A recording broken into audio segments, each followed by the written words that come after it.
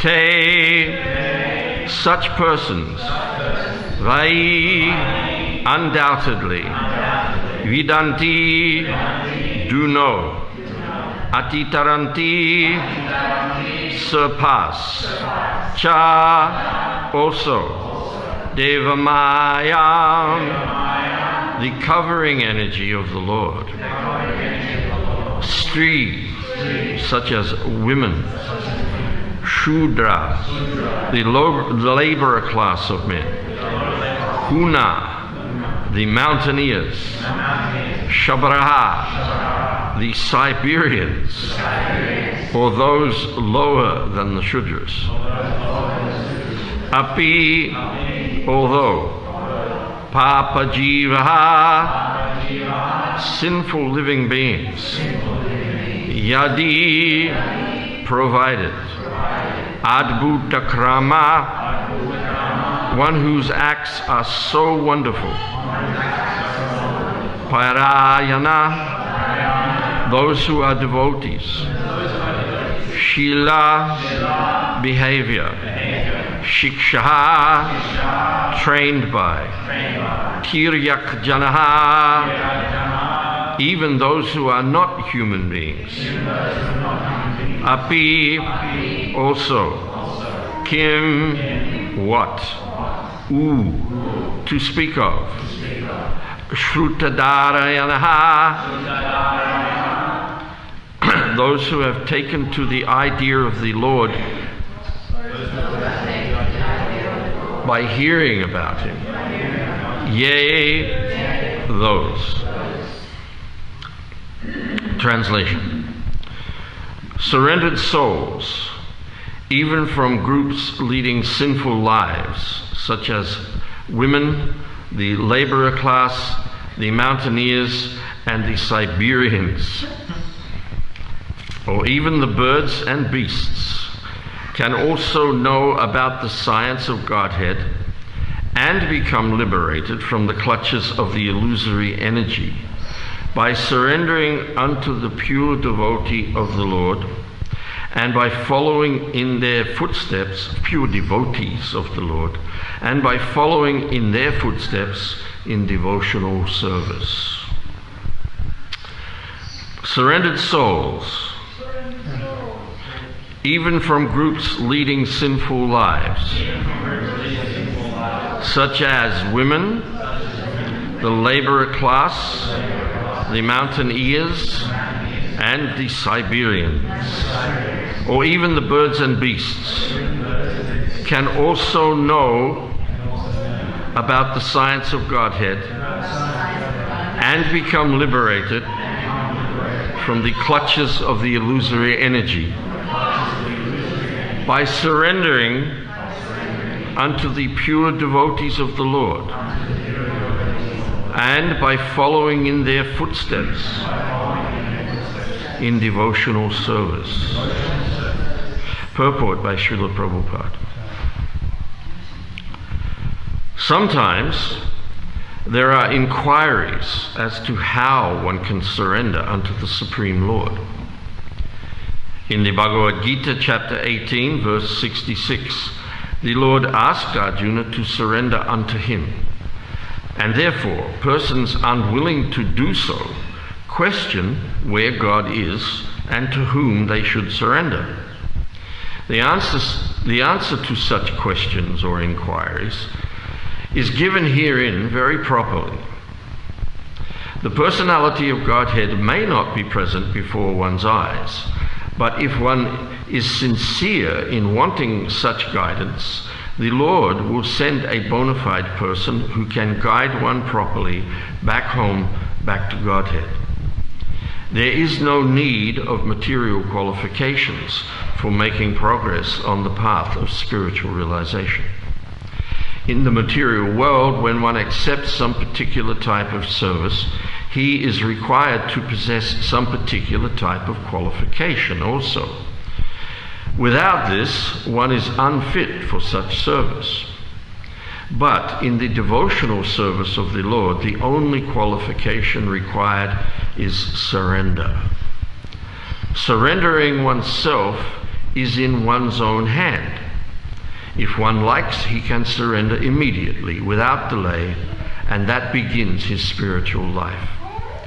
The bona fide representative of God is as good as God himself. Or, in other words, the loving representative of the Lord is more kind and more easy to approach. A sinful soul cannot approach the Lord directly, but such a sinful man can very easily approach a pure devotee of the Lord. And if one agrees to put himself under the guidance of such a devotee of the Lord, he can also understand the science of God, and can also become like the transcendental pure devotee of the Lord, and thus get his liberation back to Godhead, back home for eternal happiness. So, realization of the science of Godhead and relief from the unnecessary, useless struggle for existence are not at all difficult for the willing candidate. But they are very difficult for persons who are not surrendered souls, but only simple, profitless speculators. Umaginati mirandasya gyananjana shalakaya chakshur unniditam jena tasmai Shri Guruve Namaha. Shri Chaitanya Manobishtam Stapitam Jena Bhutale Swayam Rupa Kadamayam Dadati Swapadantikam. Vandeham Shri Guru Shri Yuta Parakamalam Shri Gurun Vaishnavamscha Shri Rupam Sagrajatam Sahagana Raghunathan Vitam Tam Sajivam Sadvaitam Savadhutam Parijana Sahitam Krishna Chaitanya Devam Shri Radha Krishna Padan Sahagana Lalita Shri Vishakhan Vitamscha. Hey Krishna, Karuna Sindhu, Dina Bandho, Jagat Pate, Gopesha, Gopika Kanta, Radha Kanta, Namostute, Tapta Kanchana Gaurangi, Radhe Brindavaneshwari, Prishabhanu Sute Devi, Pranamami Hari Priye, Vanshakaupa Tarubhyascha, Kripa Sindhu Vevacha, Patitanam Bhavanebhyo, Vaishnavebhyo, Namo Namaha. Namo Vishnu Padaya Krishna Prasthaya Bhutale Srimate Bhaktivedanta Swami Niti Namine Namaste Saraswati Deve Gauravani Pracharane Nirvisesha Sunyavadi Paschacha Deshatarane Mukam Karoti Vachalam Pangam Langayati Girim Jatkripatamaham Vande Shri Gurun Dinataranam. Jai Shri Krishna Chaitanya Prabhu Nityananda Shri Advaita Gadadhar Srivasadi Gaura Bhaktavinda. Hare Krishna Krishna Krishna Hare Hare Hare Rama Rama Rama Hare Hare.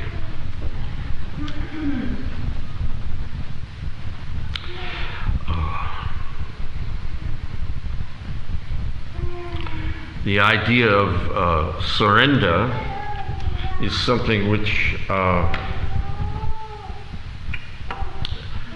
I remember when I first met devotees, I was presented with this idea that you just have to surrender to Krishna.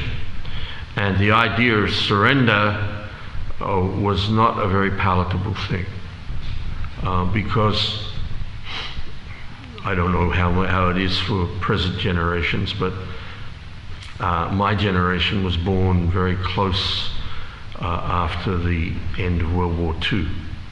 And really the only concept of surrender that I had was, if you don't surrender, we're going to beat you into oblivion, which was pretty much how World War II ended. The dropping of the atom bombs on Hiroshima and Nagasaki were very clear signals to the Japanese command that we've done two, we've knocked out two of your cities, so if you do not surrender unconditionally, we'll systematically blow up every city in your country, which was basically the message that was given. And that was actually the intention. So this idea of surrender has to be properly or comprehensively understood. We see in Bhagavad Gita actually Arjuna surrenders to Krishna twice. Does anybody have any recollection of where that occurs in Bhagavad Gita? Where those two events occur? Yes, Prabhu. Second chapter, Yes. Then? Yeah. Yes. In the 18th chapter, Krishna says to Arjuna, well, first of all, we see Arjuna is completely perplexed. He's completely perplexed by the material situation that he finds himself in. And that is encapsulated in that verse 2:7 of the second chapter, that I am confused, perplexed. And in the purport there, Prabhupada says that by nature's own arrangement, the sum total of all circumstances in the material world is always perplexing. We always become confused about, well, where do I go from here? What do I do? What am I supposed to do? So this is actually a situation which arises out of our ignorance. And then Arjuna turns to Krishna and says, in this situation, I am now a soul surrendered unto you. Please instruct me. So we see there a meaning of surrender emerging that we might not necessarily have been contemplating before. And that is that if you want to learn anything, you have to surrender. You have to, what does that really mean? It means you have to, as Arjuna does, very honestly admit to yourself that you don't know something. You cannot be pretending to be in knowledge and therefore be surrendered to somebody who is in knowledge. One has to surrender one's ignorance to the teacher. And that means I have to be honest. I don't know. You do know. Please instruct me. Instruct is an interesting word. Instruct. Struct is the root of structure. So to instruct me is to give me some structure within my mind, some framework of reference and meaning within which I can work, within which I can function, within which I can do things. Because we see Arjuna, he can't do anything. He has a typical, as we'd say, meltdown. And it's so lucid what is happening there with Arjuna. From a firm and fixed position of thinking he understands what's going on, within just a few minutes he becomes completely bewildered. And he doesn't know what to do. And he doesn't know what not to do. He's bewildered, perplexed, confused. So in that situation, he does the only honest thing. He turns to somebody in knowledge and says, now, I don't know what to do. Please, you sort me out here. Give me some instruction. And then I can overcome this, what does he say? This miserly weakness. Miserly weakness. And then we see Krishna gives him, from there on,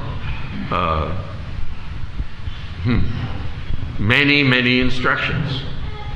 Gives him, and within those instructions we see a very clear course of action being presented to him. This is what you should do. This will be best for you. And then Krishna says the final conclusion, just surrender to me. Do what it is that I want you to do. And you will not be entangled. That's the discussion right from the beginning.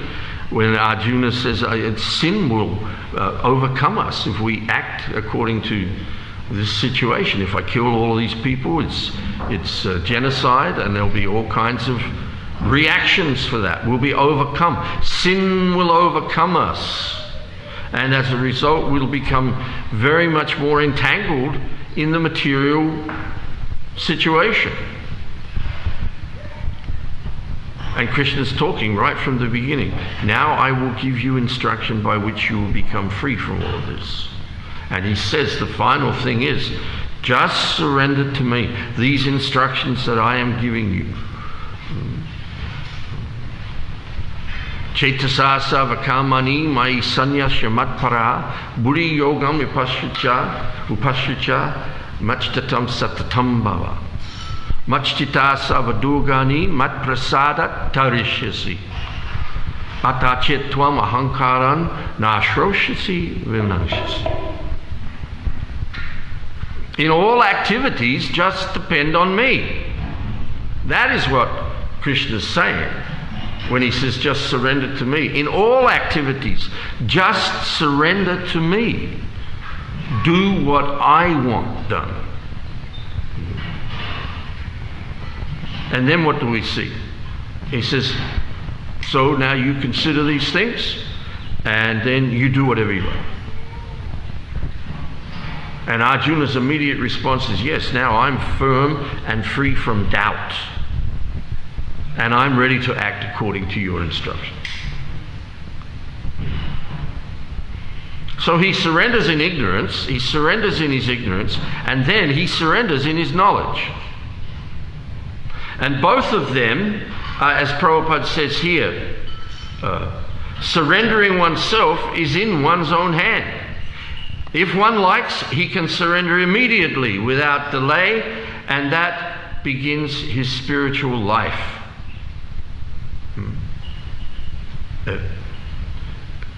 Thinking, feeling, and willing are the activities of the mind, Prabhupada says. Thinking, feeling, and willing.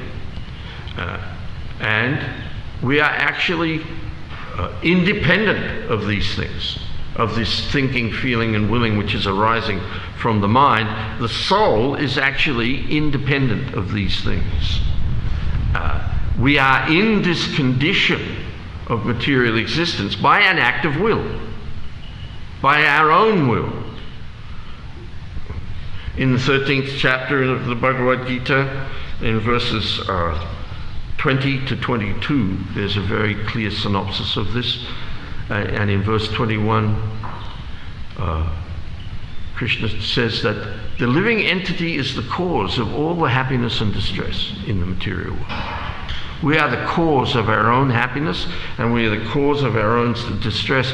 We are the cause of our entanglement in the material world, because we are here with a desire to, as Prabhupada says, the long cherished desire to dominate the material energy. Whereas the reality is, in a previous forgotten situation, we haven't surrendered to Krishna, we've surrendered to Maya. We've surrendered ourselves to the three modes of material nature with a view to enjoying this association with this material energy in a self-centered way. And that is our will. That is our choice in the past. And the result of that is we've become completely bewildered by the influence of the three modes of material nature. Devi Yesha Gunamai Mama Maya Duratyaya. Duratyaya. It's a very, Sanskrit's a beautiful language when you really listen to it. Devi Yesha Gunamai Mama Maya Duratyaya. Duratya. It's a downbeat in the verse. Mama Maya Duratyaya. It's very difficult to overcome, Krishna says. It is impossible to overcome. In other words, we have become overcome by the material energy. It is so powerful that it has completely taken control of us. But we have willingly done that. We do not have to be in the material world. Material presence in the material world is not obligatory. In the 20th verse of the 13th chapter, in the last paragraph of the purport, Prabhupada analyzes this very clearly, that we are here by choice. We are here by our will. We don't know how that happened. Only Krishna knows how and why that happened in every individual case. It's an individual thing about turning away from our natural, eternal, personal, individual, intimate relationship with Krishna. We've turned away. We've turned away with actually two desires: to forget Krishna and to be Krishna, to be the enjoyer. Krishna makes it very clear in Bhagavad Gita, I am the only enjoyer, and I am the only object of sacrifice. That for the conditioned soul who has actually become envious of Krishna is very, very difficult to swallow. I can't swallow that. I can't accept that. Because duratyaya, I cannot actually come out from under this illusion that I'm in by my own will, because I've willed myself to be in it. I want it. I want it. I want this material world. I want to control it. I want to enjoy it. That desire, as Prabhupada says, is long cherished. Cherished is very powerful. Cherished means very, very dear to me. I don't want to let this go. But then we see, Mameva ye prapadyante mayamitam tarantite. There's that verse, that word again, tarantite. Or tarishyasi, as Krishna uses a different version of the word, different conjugation of the word in 1858. Mat prasadat tarishyasi. Mameva ye prapadyante mayamitam tarantite. And it goes upbeat there. Mayamitam tarantite. It's easy. It's simple. The process is very simple. Just like you're drowning in the ocean, you're stranded in the ocean, and a boat comes by and throws you a rope. It's very simple. You just grab a hold of the rope. You grab a hold of the rope and you don't let go. It's very simple.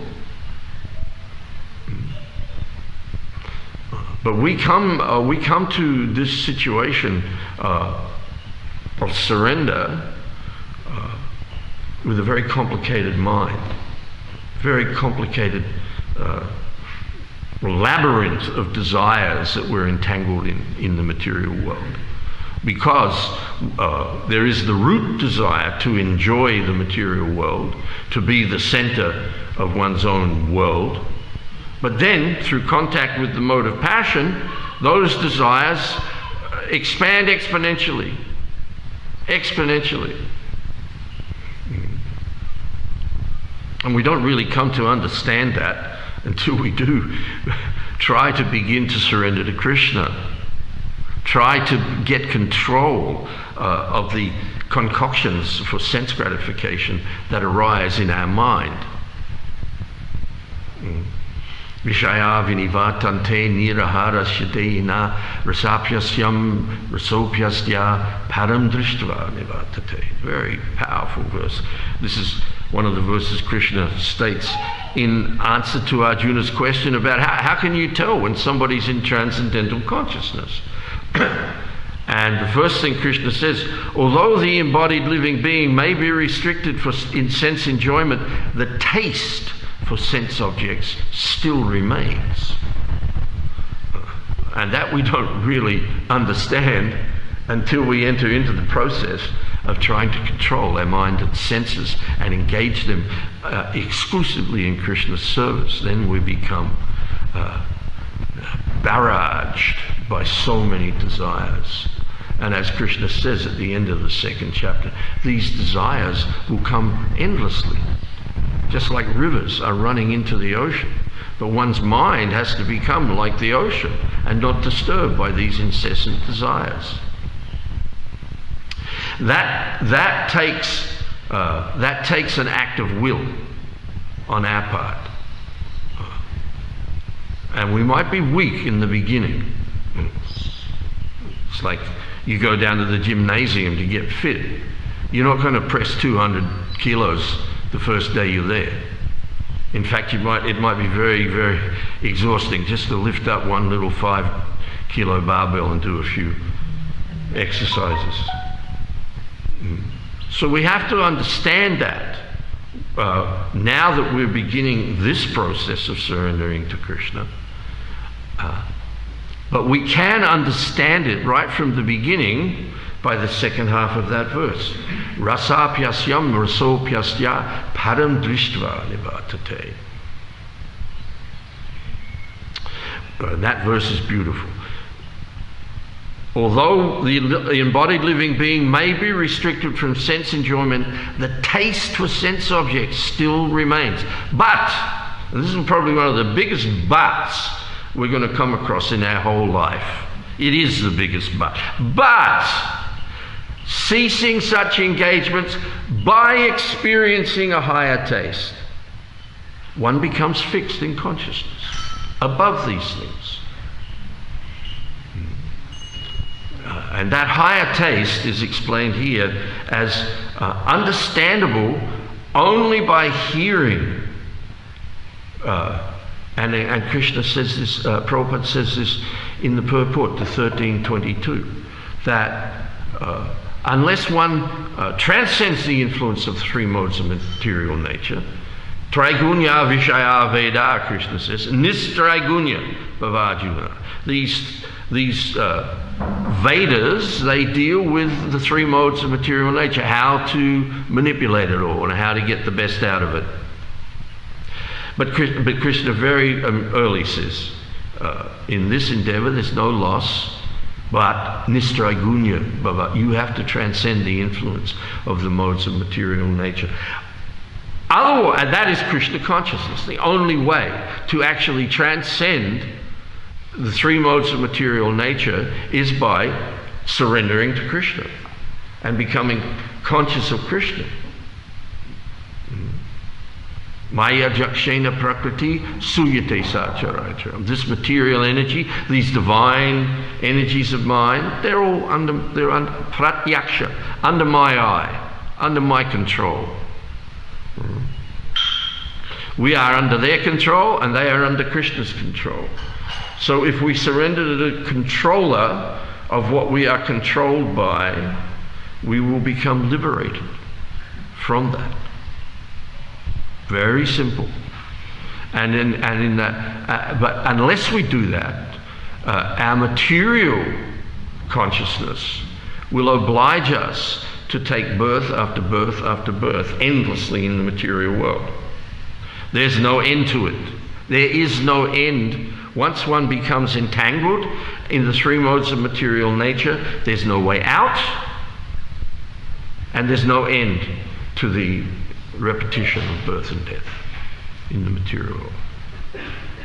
But mama evaye prapadyante mayami tang tarantite. We have had material desires since time immemorial, and that conception has to be changed. Now Prabhupada brings up the point here at the beginning that actually we can't see God. We've lost the whole conception of God. We don't know who God is. We don't know what God is. We've lost it all. There's one funny little vignette one time when Prabhupada was doing a mock argument with devotees about the existence of God, and somebody said, nobody knows who God is. And Prabhupada immediately turned around and said, how do you know? Have you asked everybody?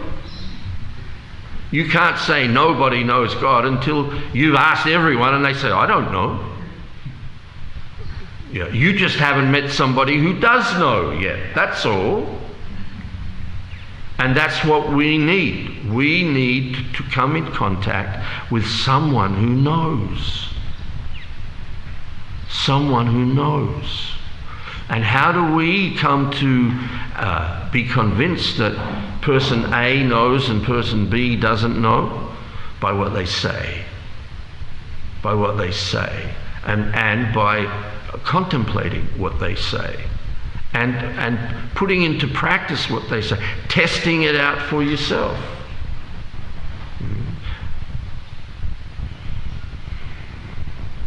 But if there's no desire for this, if we simply want to remain surrendered to the life we have, then we don't need it. Prabhupada says that very clearly.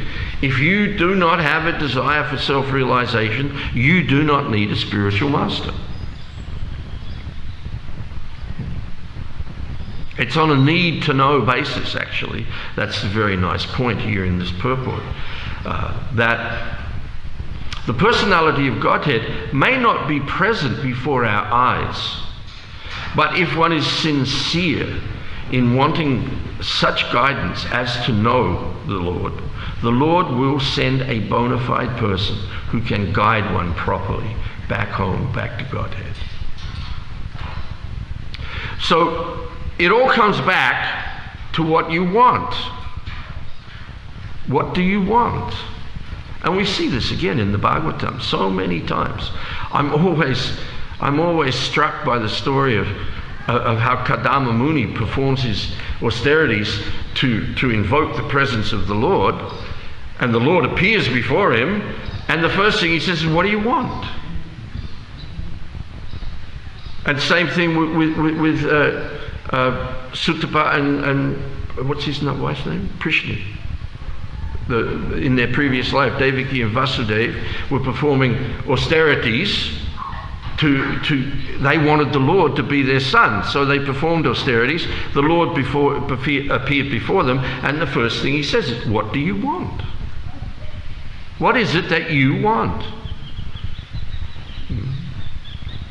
And that is a very important point of understanding about the situation that we're in. We are getting exactly what we want in the material world. And actually, what we think we want, this is how Maya works, what we think we want is not actually what we get in the material world. Because we are quite simply in illusion. And we are entangled in a situation where there are consequences to our activities, which bring so-called temporary happiness, so-called happiness and so-called distress, all of which are temporary, none of which we actually want. We want some permanent situation in which we are always happy.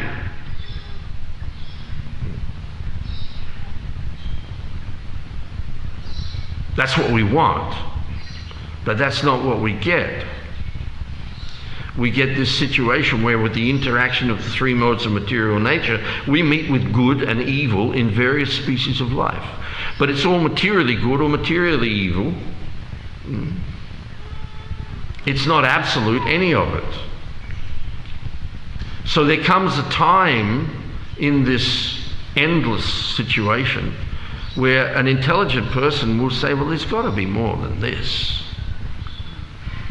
I want to know, is there more than this?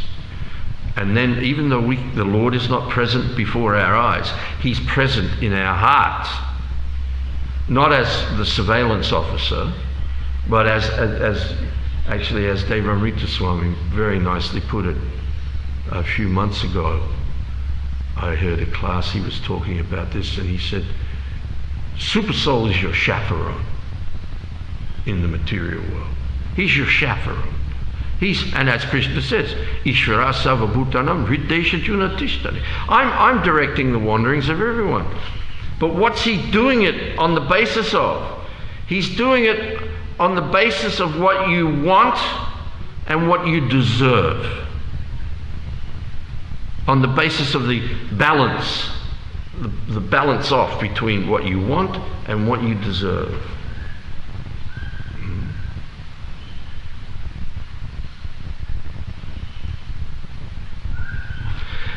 So there has to be a preliminary desire for self-realization. There's got to be more than this. Where do I come from? What am I here for? What is the purpose of life? All these kind of questions become sincere questions. And not just sincere, but actually constant questions. You can't push them away.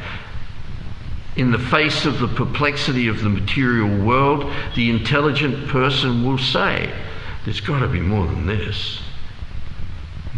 But with a poor fund of knowledge, not understanding we, by the misuse of our free will, are in this situation by choice, then because we don't have proper knowledge of God, because we haven't heard properly the full science of God from one who is in knowledge of that science, then we think, well, God's responsible for this.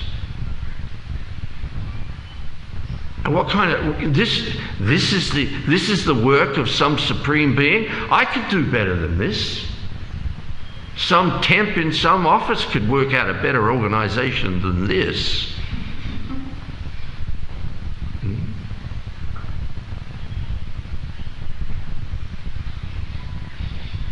And then you're at a fork in the road, because then you're either going to turn against this whole conception of God, of there being a supreme person, a creator of all of this, or you're going to say, well, let me find out more. Let me know, please. I've got to know. I need to know. And then Krishna's in your heart. He sees, oh, he really needs to know. This person really needs to know. It's not just casual interest. It's not just a little bit of curiosity here and there. It's a constant need. I've got to know. There's got to be more. So then, Ishvara Sarvabhutanam Hrideshajuna Tishtati. Krishna brings you in the path of somebody who knows something. But what do you have to do then? You have to surrender. You have to surrender, and you have to act according to the instructions. You have to accept. And in the gaining of any knowledge, there's givens. Just like you want to learn geography, or geometry rather. Geometry. Well, my vague memory of geometry is that there are certain givens that there are in any form, any structure, any two-dimensional structure, triangle, quadrangle, pentangle, actually all of the angles within that add up to 360 degrees. And this is something that I can't remember the details. It's something with the Pythagorean theorem. And on the basis, and that's a given. It's not that you can just be given a problem and no tools to deal with it, no knowledge with which to approach the situation.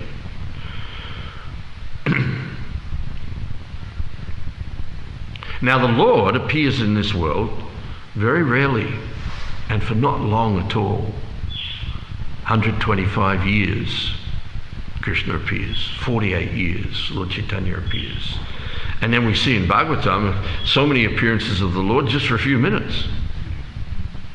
He appears before with Narad. He appears, Narad's in meditation, the Lord appears in his meditation, speaks to him, and then gone. A few seconds. Gives instruction and is gone. So then you look at that out over time. Once in a day of Brahma, the Lord appears for 125 years. 125 over 8,600,000,000. It's a pretty small fraction of the time.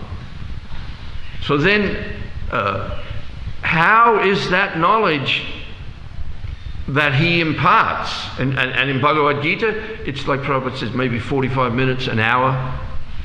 He speaks Bhagavad Gita to Arjuna. Arjuna gets it and acts accordingly.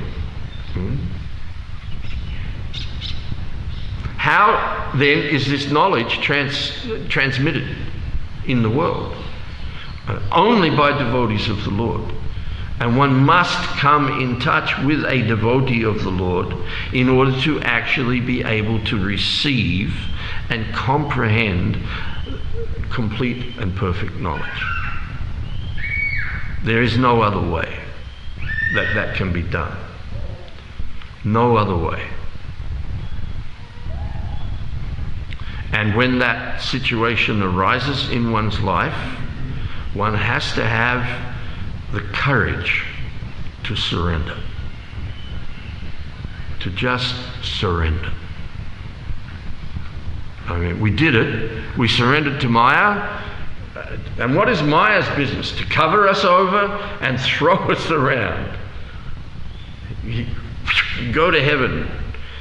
Go to hell. Go anywhere in between. She can throw you in all kinds of ways. Just like you go down the river there with the stones and you can skim them across the water, and some people can do it really well. 1, 2, 3, 4, 5, and it ends up on the other side, or it just drops in the water. And Maya's got it all. She's got all kinds of ways she can throw us, cover us over and throw us. And this has been going on since time immemorial, because we have material desires. By our act of will, we've accepted this, we've surrendered to this. So again and again and again, practically speaking, our process of surrender is a daily activity. Because due to conditioned life, Mamai Vangsa Jiva Loke Jiva Bhuta Sanatana Manashastan Indriyani Prakriti Stani Kashti. Due to material conditioned life, we are struggling hard with serving our senses, struggling hard with our senses.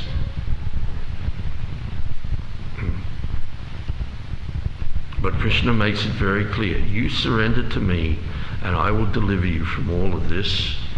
And how is that achieved? On a daily basis, hearing the truth. Hearing the truth over and over again, and then living in the truth. We see that in our own lives. We come in contact with Krishna consciousness, we come in contact with devotees of the Lord, we hear about Krishna, we become attracted to Krishna, we take a bit of Krishna consciousness into our lives. We begin to do Krishna conscious things, but then at a certain point we really see, well, either I'm just going to take my life into Krishna, or I'm just going to have a bit of Krishna in my life. That's when you have to choose.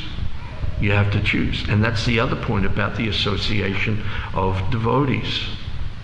Because we're weak. We're weak and we're easily distracted. And we're cowardly. We take shelter, like Arjuna says, miserly weakness. We take shelter of, well, better the devil I know than the devil I don't know.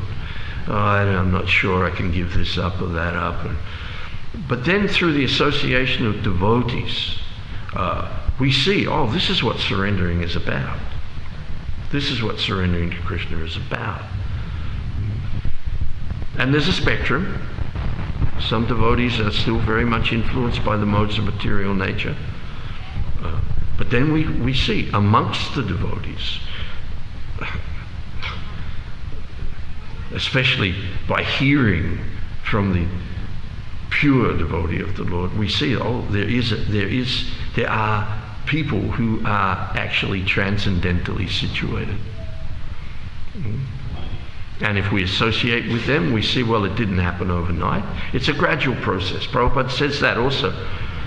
If one submits to this hearing, surrenders. If one submits to this hearing process, then he will gradually and proportionately become free from his desires to dominate the material energy and to enjoy material things, because he will be experiencing a higher taste.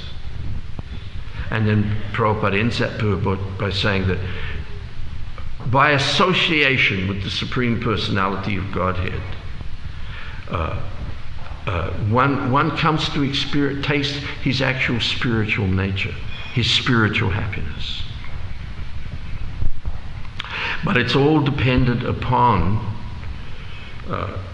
approaching the Lord through his devotees, because that's what Krishna wants. That's what Krishna wants. Prabhupada used to give the example of a big man, big powerful man with a dog. And you want to approach and get something from that big man, you make a big fuss of the dog. Because the man loves the dog. He's got the dog because he loves that dog. Prabhupada says that. Also about, you see people walking with their dog, and the dog stops and has to answer the call of nature, and the man waits there. And now even in these days you have to pick it up in the bag and walk away with it. And he says, why does he do that? Why is this big, rich, strong man standing there while the dog is passing stool? Because he loves the dog. That's why. So Prabhupada used to say that. You prove you love me, you love my dog. So we have to prove something to Krishna, because we walked out on our loving relationship with Krishna, and now really we want it back. And Krishna never gave up on us, we gave up on Krishna, and so now he's saying, okay, you can come back, but there's some conditions. First of all, you surrender to my devotee. Does anyone have any questions or comments?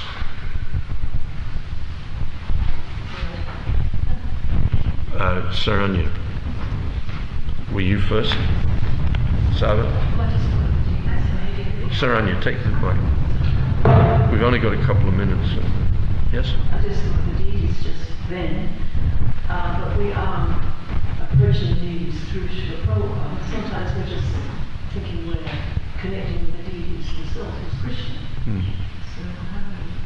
Well, this is the humility of the pure devotee. Prabhupada, never a wrong word. He says how the spiritual master is the transparent via medium to Krishna. In his humility, the spiritual master introduces you to Krishna. And he doesn't stand in the way in a personal sense. He gives you the instructions about how to approach Krishna.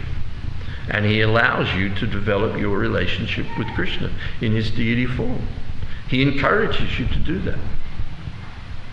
So there's nothing wrong in that.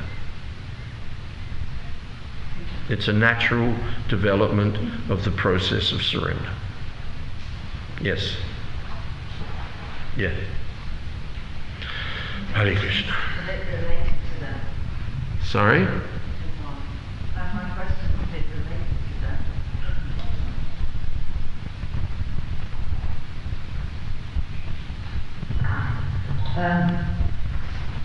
When you mentioned hearing from authoritative sources. I'm sorry, you've got to hold it a bit away, I can't hear.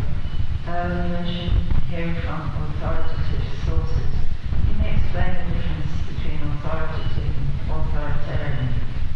Because Prabhupada's authoritative giving us all this knowledge. Well, it goes back.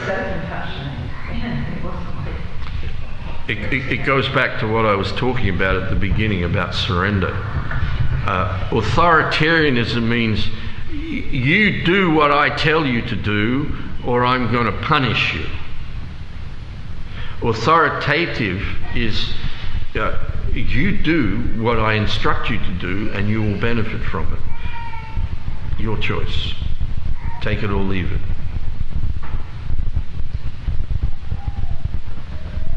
Yes? Please. If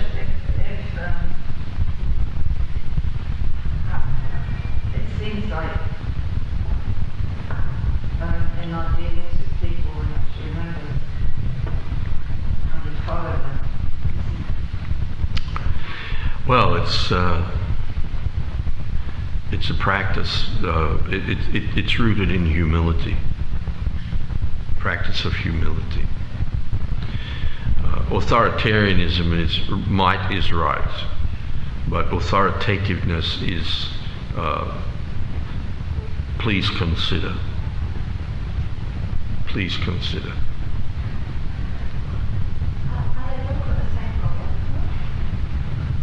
No. No.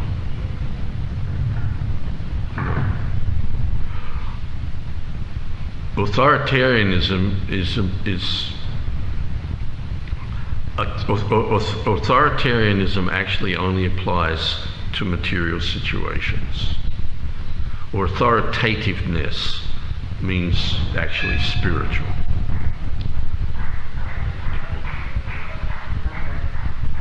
Srila Prabhupada ki jai.